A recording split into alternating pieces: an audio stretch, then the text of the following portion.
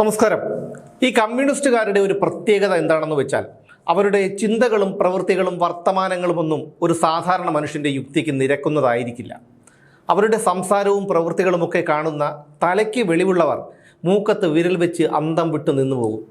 ഗോവിന്ദനും റഹീമും P രാജീവും വിജയരാഘവനുമൊക്കെ എത്രയോ തവണ ഇങ്ങനെ നമ്മളെ വിസ്മയിപ്പിച്ചിട്ടുണ്ട്. ഞാൻ പറഞ്ഞു വന്നത് ഗോവിന്ദനും റഹീമിനും ശിവൻകുട്ടിക്കുമൊക്കെയുള്ള പണി വിമാനം കയറി മധ്യപ്രദേശിൽ നിന്ന് തിരുവനന്തപുരം അന്താരാഷ്ട്ര വിമാനത്താവളത്തിൽ എത്തിയിട്ടുണ്ട് എന്നതിനെക്കുറിച്ചാണ്. നമുക്കറിയാം കുംഭമേളയിലൂടെ വൈറൽ താരമായ മൊണാലിസയെക്കുറിച്ച്.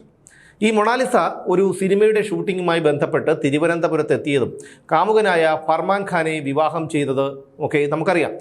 ഈ വിവാഹം നടന്നത് തിരുവനന്തപുരം ജില്ലയിലെ തന്നെ അരുമാനൂർ ശ്രീ നായനാർ ദേവക്ഷേത്രത്തിൽ വെച്ചാണ്. ഈ വിവാഹത്തിന് കാർമ്മികത്വം വഹിച്ചത് Sarvashri M V Govindan, A Rahim, B Sivankutty എന്നിവരൊക്കെയായിരുന്നു. അന്ന് തന്നെ ഇത് വലിയ വിവാദമായതാണ്. മൊണാലിസയുടെ അച്ഛൻ ഈ വിവാഹത്തെ എതിർത്തിരുന്നു. ആ കുട്ടിക്ക് പ്രായപൂർത്തിയായിട്ടില്ല എന്നുള്ള വിവരം പുറത്തു വന്നു. പക്ഷേ അതൊന്നും കേരളം ഇന്ത്യ മഹാരാജ്യത്തെ ഒരു സംസ്ഥാനമാണെങ്കിലും അന്തം കമ്മികളിൽ ജീവിക്കുന്നത് കേരളം ഒരു പ്രത്യേക രാജ്യമാണ് എന്ന മൂഢസ്വർഗത്തിലാണ്.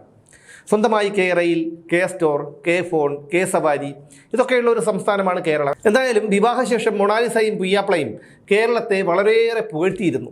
ഇനി കേരളം വിട്ടു പോകാൻ താല്പര്യമില്ല എന്ന് പോലും പറഞ്ഞു കളഞ്ഞു മൊണാലിസ. ഇതൊക്കെ ആരെങ്കിലും പറഞ്ഞ് പറയിപ്പിച്ചതാണെന്ന് പറയുകയേയില്ല. ഇനി യാദൃച്ഛികമായിട്ടാണ് മൊണാലിസയും പുയ്യാപ്ലയും ഇങ്ങനെയൊരു തീരുമാനമെടുത്തതെന്നും വഴിയെ പോയ ഗോവിന്ദനും റഹീമും ശിവൻകുട്ടിയും ഒക്കെ അവിടെ എത്തിപ്പെട്ടതെന്നും അന്തം കമ്മികൾ വിശ്വസിക്കുമായിരിക്കും. പക്ഷേ എല്ലാവരും അത് വിശ്വസിക്കാൻ വഴിയില്ല. എന്തായാലും മൊണാലിസയുടെ അച്ഛൻ മകളുടെ വിവാഹം കേരള സർക്കാർ ഏറ്റെടുത്തതോടെ നാട്ടിലേക്ക് തിരിച്ചുപോയി. മൊണാലിസയുടെ യഥാർത്ഥ പേര് മോണി എന്നാണ്. ഈ കുട്ടി മധ്യപ്രദേശിലെ ഇൻഡോറിലെ ബെൻജാര എന്ന പട്ടികജാതി വിഭാഗത്തിൽപ്പെടുന്ന ആളാണ്. നാട്ടിലേക്ക് പോയ മൊണാലിസയുടെ അച്ഛൻ അവിടുത്തെ SC/ST കമ്മീഷന് പരാതി നൽകി. ഇതേക്കുറിച്ച് മധ്യപ്രദേശ് SC/ST കമ്മീഷൻ മൊണാലിസയുടെ അച്ഛൻ്റെ പരാതിയുടെ അടിസ്ഥാനത്തിൽ ഇന്നലെ ഇവരുടെ വിവാഹം നടന്ന അരുമാനൂർ നയനാർ ദേവക്ഷേത്രത്തിലെത്തി തെളിവെടുപ്പ് നടത്തി. SC/ST കമ്മീഷൻ്റെ കേരളത്തിലെ അംഗങ്ങളും ഇവരോടൊപ്പം ഉണ്ടായിരുന്നു. വിവാഹ രജിസ്റ്ററും വിവാഹം കഴിക്കുന്നതിനുള്ള രേഖയായി നൽകിയ ആധാർ കാർഡുകളുടെ പകർപ്പുകളും വിവാഹം നടത്തിത്തരണം എന്നാവശ്യപ്പെട്ട് ഇവർ നൽകിയ അപേക്ഷകളും ക്ഷേത്രത്തിൽ നിന്ന് നൽകിയ വിവാഹ സർട്ടിഫിക്കറ്റുകളുമെല്ലാം കമ്മീഷൻ അംഗങ്ങൾ പരിശോധിച്ചു. ബെൻജാര വിഭാഗത്തിൽപ്പെട്ട പട്ടിക സമുദായക്കാർ തങ്ങളുടെ രീതി അനുസരിച്ച് പെൺകുട്ടികളെ മറ്റേതെങ്കിലും സമുദായത്തിൽപ്പെട്ടവർക്കോ ഗ്രാമത്തിന് പുറത്തേക്കോ വിവാഹം കഴിപ്പിച്ച് അയക്കില്ല എന്നാണ്. അതവരുടെ ആചാരമാണ്. മൊണാലിസയുടെ അച്ഛൻ ജയ്സിംഗ് പറയുന്നത് അങ്ങനെയാണ് അദ്ദേഹം പറയുന്നത്. എന്തായാലും എല്ലാം കയ്യിൽ നിന്ന് പോയി എന്ന് നമ്മുടെ ശിവൻകുട്ടിക്കും ഗോവിന്ദൻ മാഷിനും റഹീമിനും ഒക്കെ മനസ്സിലായി. അതോടെ മൊണാലിസ ഇന്നലെ ഒരു പത്രസമ്മേളനം നടത്തി. ഈ പത്രസമ്മേളനത്തിൽ തങ്ങൾക്ക് നാട്ടിലേക്ക് പോകാൻ പേടിയാണെന്നും കേരളത്തിൽ തന്നെ ജീവിക്കാനാണ് താല്പര്യമെന്നുമൊക്കെയാണ് മൊണാലിസ പറഞ്ഞത്. തൻ്റെ ഭർത്താവിനെതിരെ കടുത്ത സൈബർ ആക്രമണം നടക്കുകയാണെന്നും ഇതിൻ്റെ എല്ലാം പിന്നിൽ തൻ്റെ ആദ്യ സിനിമയുടെ സംവിധായകനാണെന്നുമൊക്കെയാണ് മൊണാലിസ പറയുന്നത്.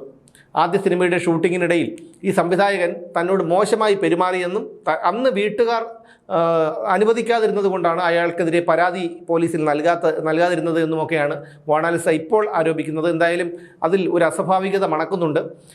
മധ്യപ്രദേശ് പോലീസ് SC/ST അട്രോസിറ്റീസ് ആക്റ്റും പോക്സോ ആക്റ്റും ഉൾപ്പെടെ ചുമത്തി കേസെടുത്തിട്ടുണ്ട് എന്നാണ് ഇപ്പോൾ പുറത്തു വരുന്ന വിവരം. ഭാഗ്യമുണ്ടെങ്കിൽ, അതായത് കേരളത്തിലെ ജനങ്ങൾക്ക് ഭാഗ്യമുണ്ടെങ്കിൽ ഗോവിന്ദനെയും റഹീമിനെയും ശിവൻകുട്ടിയെയും ഒക്കെ മധ്യപ്രദേശ് പോലീസ് കൊത്തിക്കൊണ്ട് പറക്കുന്ന കാഴ്ച ഉടൻ തന്നെ കാണാൻ കഴിഞ്ഞേക്കും. ഈ കല്യാണ സമയത്ത് പയ്യൻ്റെ കയ്യും പിടിച്ചുള്ള ഗോവിന്ദൻ്റെയും റഹീമിൻ്റെയും നിൽപ്പ് കണ്ടാൽ ഇറാൻ അമേരിക്ക യുദ്ധം പരിഹരിച്ചിട്ട് വന്ന് നിൽക്കുകയാണെന്ന് തോന്നുന്നു. അത്രയ്ക്ക് അഭിമാനമാണ് മുഖത്ത്. എന്തായാലും വകുപ്പ് കടുത്തതായതുകൊണ്ട് എന്താണ് ഇനി സംഭവിക്കുന്നത് എന്ന് പറയാൻ പറ്റില്ല. ഇനി കാത്തിരുന്ന് കാണാം.